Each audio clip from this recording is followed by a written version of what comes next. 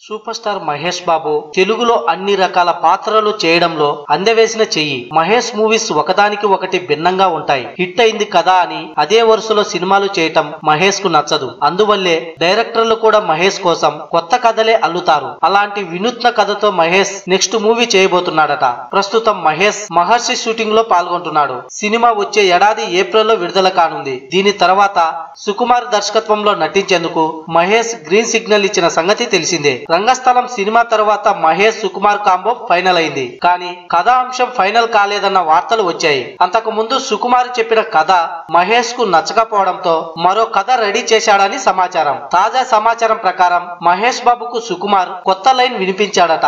ఇది crime thriller story అని, Mahesh characterisation కొత్తగా ఉందని మహేష్ వెంటనే గ్రీన్ సిగ్నల్ ఇచ్చాడని ఇండస్ట్రీ టాక్. సూపర్ స్టార్ నుండి గ్రీన్ సిగ్నల్ రావడంతో సుకుమార్ టీం బ్యాంకాక్ లో కూర్చొని ఫుల్ స్క్రిప్ట్ డెవలప్ చేసే పనిలో ఉందని సమాచారం. మహర్షి షూటింగ్ జనవరి నెలాఖరు కల్లా పూర్తి అవుతుంది. ఆ లోపు ఫుల్ స్క్రిప్ట్ రెడీ చేస్తానని సుకుమార్ చెప్పాడట మహేష్ కి. ఇప్పుడు స్టోరీ లైన్ లాక్ అయింది కాబట్టి స్క్రిప్ట్ రెడీ చేసేందుకు 2 నెలల సమయం సరిపోతుంది. అంటే మహర్షి రిలీజ్ కు ముందే షూటింగ్ మొదలవుతుందన్నమాట.